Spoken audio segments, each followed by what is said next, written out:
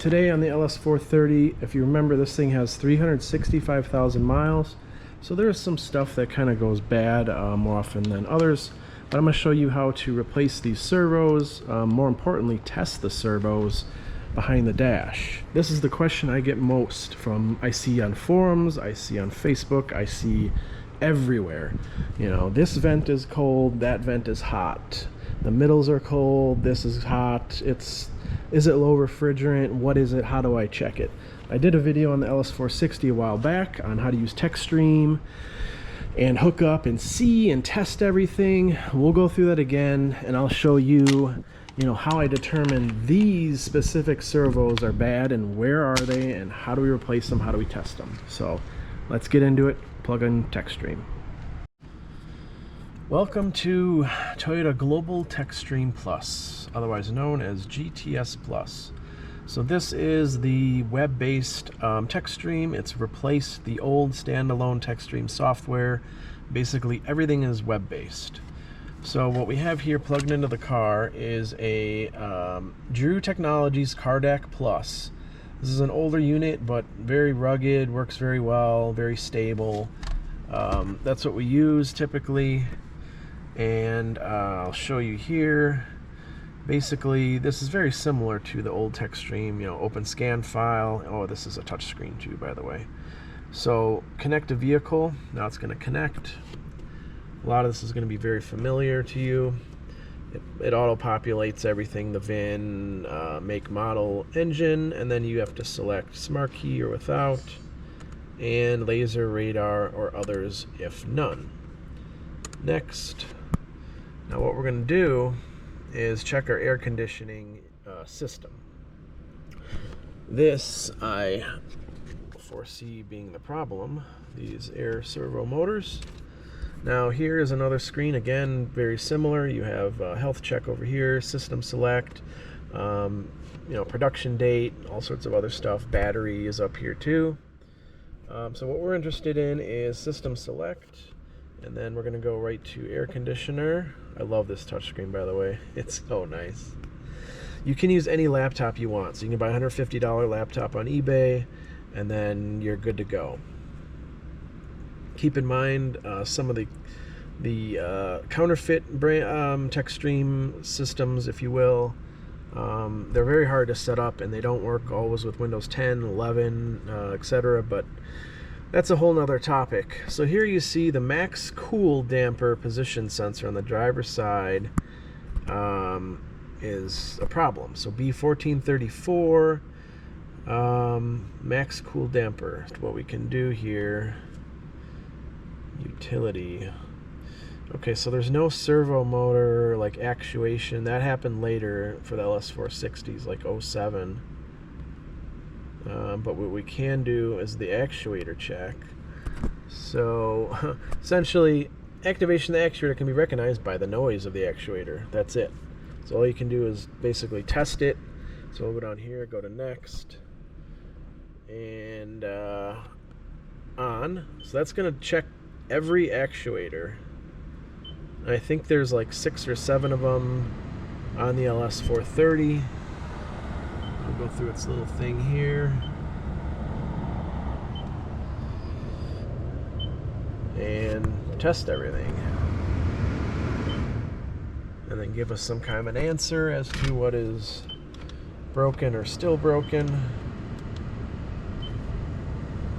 I don't know if it actually stops or if you have to stop it. And I'm not too certain on. But basically there's 2 things you can do. If you're trying to figure out which actuator is not working, you can do that and then kind of watch the actuators, or you can unplug the actuator. So if you find this max cool damper position sensor, unplug it and see if this is the same, because that'll tell you found your problem motor. So I'm going to find this sensor circuit, and then we'll proceed. So this is the most important diagram, I think. Basically shows you the HVAC system behind the dash, as well as the servo motors and their names and locations. So passenger side, this bottom one, you have to remove the glove box to access these. Unlike the newer models where it's a lot of work, LS430 is pretty open. There's actually a lot that you can access. So we're gonna see, if we remove the glove box, we're gonna see this air mix servo motor, this bottom, and then we have a cool air bypass right here. So this is the problem, not the passenger side but the driver's side. So we'll see 1, 2 is the cool air, 3 is the air outlet servo motor, and then the air inlet is on the air filter side, or the cabin filter side. As far as getting part numbers for these, again, it's a little bit more complicated, but at least you have the names and locations of these motors. So here, the driver's side is what we're concerned with because that's where we have the code. So this bottom one is the air mix servo motor. We don't need that one, but it looks like the problem one here is the cool air bypass servo, which is the second one. So if we replace that, I believe we are in the clear, and that's going to solve our code.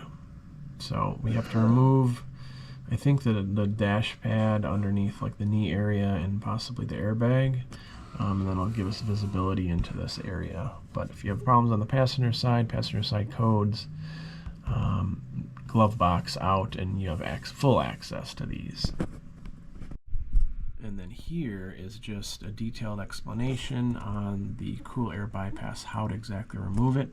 Shows you a picture of it. It has 3 screws and passenger side. So how to remove it. Remove the finish panel, remove the blower unit, which you don't have to do that. There's some things you do and don't have to do, but that's it. So finish panel is basically the bottom. I removed the glove box and got it out that way. I don't know why you'd remove the blower instead of the glove box. And then inspect it. There's different links to, this is ProDemand, Mitchell 1 ProDemand, but you can use different programs and different databases to see like what these mean, to get more information on how to inspect it. Like, what is the process to inspect it? How do you test it? Those things. But if you have a new one and you know what the code is, replacing the motor is typically going to solve your problem. Alright, so the first step here is really going to be this bottom pad. These are Phillips head screws here. There's one here, one here. You can remove this trim piece. Now, with the trim panel removed, and peel back this carpet, you can see this motor is the one we're after. Let me fix this light here. There we go. So you see this motor, that is our servo, and you can see actually one kind of below it. That's a different one. But like I mentioned before, what we can do is just unplug this right here and see if we have the same code, and just ensure we don't have any additional codes or new codes. And that is how we can determine for sure that servo is the problem. Then it's just a matter of getting it out of there. Okay, so I unplugged it, and now it is no longer a current code, but it is a history. So I'm guessing that's a good thing. Now what I'm going to do, I'm going to plug in the new one to make sure we can get that code to disappear. Because theoretically, if we plug in a brand new one and it goes away, then we're good. We can then proceed with the uninstall and removal before we put the new one in and find out that's not the problem. So what I'm going to do is I'm going to plug it in right here. You see the harness is loose, so I'm going to plug it in there and then we'll retest. Alright, so what I've done is I just plugged in the new actuator, and then I ran that same active test again and activated all the actuators. Once that was done, I came back here. I saw that it was still in the history for the max cool servo, and then I cleared the codes, and now the codes are gone. So I think we're good. That confirms that servo motor was bad. So now we have to figure out how we're gonna replace it. All right. right, little tip here. This little lower air vent right here, you see there's a little bolt, that golden bolt you can see right there that's kind of half taken out. So you can access this with a wrench. Take this bolt out, and I think this is gonna gently pop out, maybe somewhere, maybe not. Long story short, there's one screw behind this vent that we need to access. So if we take a look down here, you'll see what I'm talking about. Hopefully. We get this out of the way again. So again, see, this top servo is what we need. And you'll see that this harness is exactly in the way of what we need. Okay, there we go. So 3 screws, or there should be 3 screws. I think there's one on top left maybe, and then lower left here, and then you can see here where my middle finger is behind this vent, there's a third one. So if we can kind of rotate this out of here or something, or if this pops out, I gotta see how this is secured. But we need to get right behind it to get that screw out. The other 2 are easy and it'll pop right out, but I gotta figure that bottom one out. All right, I got it. So you have to just wiggle this bottom vent a little bit, and eventually your screwdriver will just barely fit in here and be able to loosen that bottom one.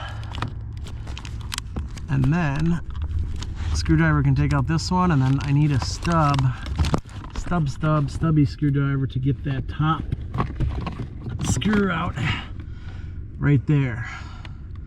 And then the arm is just attached, it's like pushed in. There should be like a little metal arm, and then comes on out. So I'll get that last screw and then we'll swap in the new one. And just to triple check, we've plugged in now the original motor, and we have the max cool position code again, 1434. So now what we'll do, we'll run the active test. It may or may not move the actuator. I don't know, we'll have to see. Sometimes it can just fail internally other ways, but let's see if this thing moves at all when we run the test. It's going. And, oh, it is moving. So like I said, I mean, it can still test fine, but you can still have an error for some reason. Maybe just something electrically inside is not functioning correctly. You know, I don't know. I can't explain it, but we've done our checks, and there's something wrong with that motor. So we'll proceed as planned, and you know, testing these doesn't always ensure you that it's working correctly. So we'll get the new one in there and then check for codes again, do a test, and we should be good. But as far as this arm goes, you'll see there's a little, I think you can see, there's like a little metal arm hanging down, so that just has to go push into this plastic arm, and then you just seat it in there, and that's it. Important to note also, driver and passenger side are different, so don't grab a passenger one thinking you're gonna put it in your driver's side, because the connectors are flipped. So as you can see, this is the driver's side, this is the passenger side. Alright, new motor is in. I just gotta do that last screw and then we're done. I gotta button it back up.